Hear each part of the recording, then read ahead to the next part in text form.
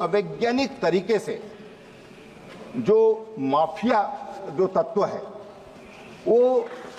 खनन कर रहे हैं, माफिया जो तत्व है वो खनन कर रहे हैं, नदियों को खोदा जा रहा है, उससे हमारे जल स्रोत प्रभावित हो रहे हैं, साथ में लगे हुए जो किसानों के खेत हैं वो उससे प्रभावित होते हैं, उनका पानी का जो तल है वो लगातार नीचे चलता जा रहा है। और इसलिए जो इस तरह की आपदाएं हैं उसका भारी नुकसान होता है। मेरा लोकसभा क्षेत्र हरिद्वार है और हरिद्वार में पिछले वर्ष की जो बरसात थी, हाँ धन्यवाद, आप भी हरिद्वार से हैं, तो उन्होंने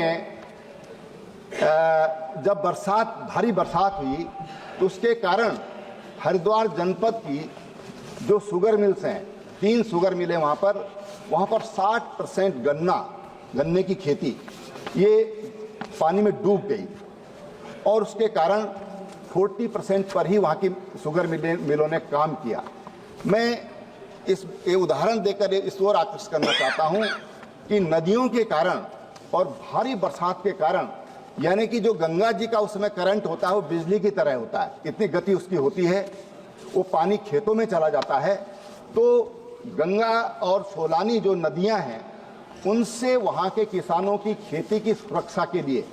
इन तटों को बांधना भी बहुत जरूरी है, ताकि किसानों को जो नुकसान होता है उस नुकसान से बचा जा सके, इस आपदा से किसानों को राहत मिला सके। क्योंकि वहाँ पर मैंने देखा, उस समय में वहाँ का प्रतिनिधि नहीं था, लेकिन मैंने अनुभव किया कि वहाँ पर जनप्रतिनिधियों का जाना बहुत मुश्किल हो गया। लोग गुस्से में थे क्योंकि उनका जो आय का सोर्स है, जो उनकी इनकम का मुख्य सोर्स है, उनके परिवार को चलाने का जो मुख्य आधार है वो खेती, उससे प्रभावित हुई। और इसलिए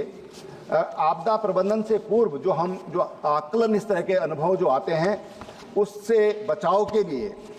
इन नदियों का बांधना भी बहुत जरूरी है, उनके तटों को मजबूत तटबंधों के द्वारा, ताकि जो किसानों की खेती है उसको बचाया जा सके।